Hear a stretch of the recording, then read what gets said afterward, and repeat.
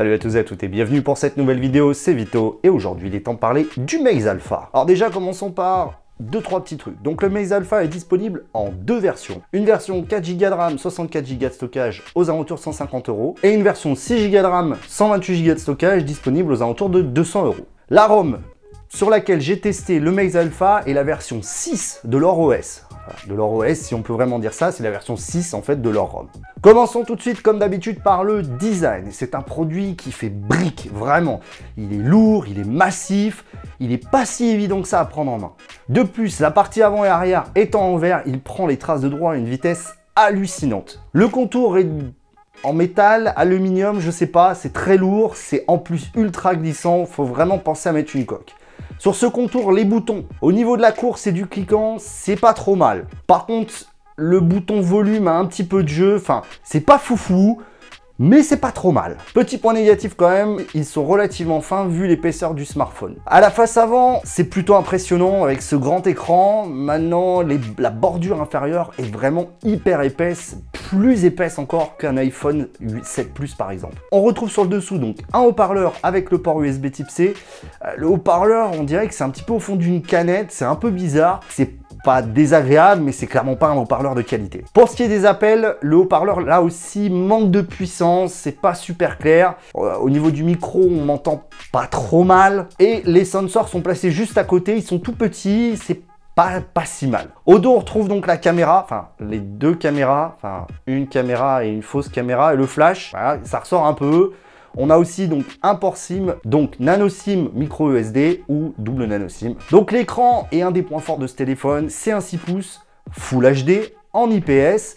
Alors je sais c'est pas du AMOLED, mais honnêtement c'est un écran de plutôt bonne qualité dans l'ensemble. Petit point négatif, la luminosité minimale est trop forte, ce qui fait que dès qu'on est dans des ambiances sombres, il devient désagréable à regarder. Par contre un gros point positif, c'est la présence de réglages quasiment infinis au niveau de cet écran. On peut régler la teinte, le contraste, la saturation, ça c'est vraiment un point positif. D'un point de vue réactivité, c'est vraiment en dessous de la moyenne. C'est pas très agréable à utiliser. Les angles de vision par contre quant à eux sont très bons, probablement grâce à l'IPS. J'aime beaucoup le fait qu'on a trois bordures qui soient très fines, même si c'est un 6 pouces, ça reste relativement utilisable. Maintenant ça reste quand même très massif, même pour moi. Alors au niveau de l'expérience utilisateur, c'est là le plus important, comme vous le savez. On dispose d'Android 7.0 avec le patch de sécurité d'août. Sorti de la boîte, j'ai eu tout de suite une mise à jour, plus après j'ai eu une autre mise à jour pour la passer en V06, il y a eu pas mal d'évolutions entre temps. L'interface est très stock, le launcher d'ailleurs n'est pas stock du tout puisqu'il n'a pas d'app drawer. Après, c'est pas grave, on met un launcher alternatif, launcher dans mon cas. Point positif, on peut choisir entre les boutons physiques, les boutons de navigation physiques et tactiles avec le seul bouton Home. Alors, les boutons tactiles sont plutôt pas mal. Par contre, le problème, c'est que quand on les désactive et qu'on n'utilise que le bouton physique, on n'a plus de multitâche. Un appui long permet de faire la fonction Home et un appui court permet de faire la fonction retour. Autre point positif que moi j'apprécie beaucoup, c'est la fonction screenshot. Alors ça paraît con, mais on peut directement éditer les screenshots pour les recroper, etc. Ça c'est bien d'y avoir pensé. Ensuite on retrouve tout un tas de gestures, de mouvements, etc. Moi perso je ne m'en sers que très peu, à part le double tap to wake up. Ça marche pas trop mal, mais c'est pas incroyable. Au niveau du scanner d'empreintes, bah là encore, on se rend compte que sur les entrées de gamme, on a des scanners d'empreintes de très bonne qualité. Pas le plus rapide, mais en tous les cas, il est ultra précis, comme par exemple le Wileyfox Swift 2X. C'est pas le plus rapide, mais il est très précis, donc il fait ce qu'on demande. Dans l'ensemble, on a une expérience utilisateur correcte. Probablement grâce au petit Helio P25 et au 4 Go de RAM, ça fait bien le taf, c'est pas ultra fluide, mais par rapport au Wileyfox, c'est à peu près équivalent. Ce qui est quand même très positif pour une marque chinoise. J'ai quand même noté quelques frises d'application sur la V05. Depuis que je suis passé à la dernière mise à jour, il y en a beaucoup moins. Donc l'expérience utilisateur, je dirais qu'elle est correcte pour un tarif de 150 €. Point de vue autonomie et surtout point de vue port USB type C, déjà première surprise, et c'est là que je ne le savais pas, il y a des longueurs d'emmanchement de câbles USB type C de différentes tailles. Et en l'occurrence, sur le Maze Alpha, eh bien c'est plus long que les autres. Et donc si vous utilisez un câble par exemple comme moi de OnePlus 5, eh bien il ne se clipsera pas bien. Grosse surprise malgré la présence du processeur MediaTek et de la fonction Pump Express qui est donc la charge rapide, eh bien en fait le Maze Alpha est compatible Quick Charge 3.0. J'ai donc pu le charger rapidement avec mes chargeurs Quick Charge. On le charge à peu près en 1h30, 2 heures complètement. ce qui est plutôt intéressant quand même. Maintenant, avec une batterie de 4000 mAh, je m'attendais à beaucoup mieux d'un point de vue autonomie. Moi personnellement, j'atteins 6h à 6h30 de screen on time. Par exemple, avec le Wily Fox, j'atteignais 3h, 4h. Avec le OnePlus, j'atteins 4h30, 5h avec la dernière mise à jour, mais en général, j'atteignais plus 6h. C'est quand même décevant, je m'attendais plus à atteindre 7-8 heures. On va dire que l'optimisation processeur-batterie est pas incroyable. Et c'est surtout en fait l'écran qui a l'air de beaucoup consommer. Parlons maintenant des caméras. Et commençons par la caméra selfie qui est placée en bas à droite. Bah oui, forcément, il n'y a plus de place en haut. C'est un capteur de 5 mégapixels. Et autant vous dire tout de suite, c'est de la merde. Les couleurs sont complètement fades. Enfin bref, oubliez cette caméra. À l'arrière, on a donc deux objectifs. Alors, depuis le passage à la version 6 du software, j'ai noté une nette amélioration de la photo. Honnêtement, cette caméra arrière m'a vraiment bluffé. Globalement, elles permettent de prendre des belles photos pour les réseaux sociaux quand les conditions de lumière sont suffisantes. Quand les conditions de lumière vont se dégrader un peu, la qualité photo va bien diminuer, mais néanmoins, on garde dans l'ensemble un piqué plus que correct.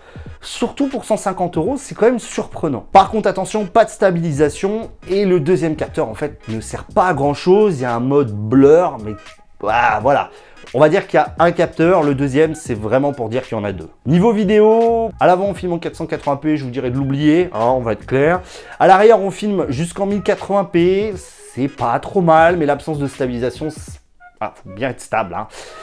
Bon, c'est pas fou, ça dépanne. Venons-en à l'audio, qui pour moi est très important. Bon, comme je l'ai dit, le haut-parleur, c'est pas une référence et ça ne le deviendra jamais. La jack, la qualité est correcte, mais par contre le DAC manque clairement de puissance, même avec des casques très peu demandeurs, ça va avoir du mal à l'emmener très fort. Et surtout avec mon casque studio, qui est ma référence avec laquelle je teste tous mes smartphones, là par contre c'est une catastrophe totale. Maintenant, avec Mediatek, on peut aller dans les paramètres ingénieurs et modifier un petit peu donc ces paramètres audio et ça permet d'augmenter un petit peu, mais ça reste quand même toujours pas incroyable. Au niveau de la connectivité, la puce Wi-Fi est très correcte. Pas mal de décrochement quand même, mais c'est pas dramatique. Pour le Bluetooth, là encore, c'est correct, manque de portée, mais ça fait le boulot. Au niveau de la 4G, bonne nouvelle, il y a la B20, la captation du réseau est très correcte. Honnêtement, ça a été une belle surprise. Il y a eu quand même quelques mini-drops, mais rien de dramatique pour le tarif. Pas de NFC, on retrouve tout de même la technologie HotNock de chez Mediatek. Par contre, c'est que compatible entre appareils Mediatek, donc ça sert à rien, quoi. En conclusion, sur ce Maze Alpha, est-ce que c'est un mauvais produit?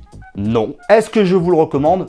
Non plus. En fait, l'ensemble est de bonne qualité et finalement m'a procuré une expérience très intéressante. L'écran est très correct, les perfs sont acceptables, les photos sont convenables à l'arrière, mais le problème c'est que l'autonomie reste quand même très faiblarde au vu de la capacité de la batterie, la caméra avant n'est même pas acceptable, et le gabarit et le poids sont vraiment des points négatifs à la prise en main. 225 grammes, ça sent dans la poche et ça sent à l'utilisation. Maintenant, si vous pouvez le trouver à moins de 120 €, ça peut être une très belle affaire, mais je pense quand même que d'autres smartphones en propose plus pour le prix, par exemple c'est chez Xiaomi ou même chez Wily Fox lors de ventes flash. Après, je ne cache pas que cet écran avec des bordures réduites m'a fait un petit effet et je l'ai plutôt apprécié. Alors moi maintenant, j'aimerais savoir ce que vous pensez de ce Maze Alpha après mon petit test. Je l'ai beaucoup aimé, il est loin d'être parfait, mais il m'a procuré une expérience très intéressante. Donc j'attends vos réactions dans les commentaires, n'oubliez pas les pouces, si vous aimez ou si vous n'avez pas aimé. N'oubliez pas de partager la vidéo si vous le souhaitez.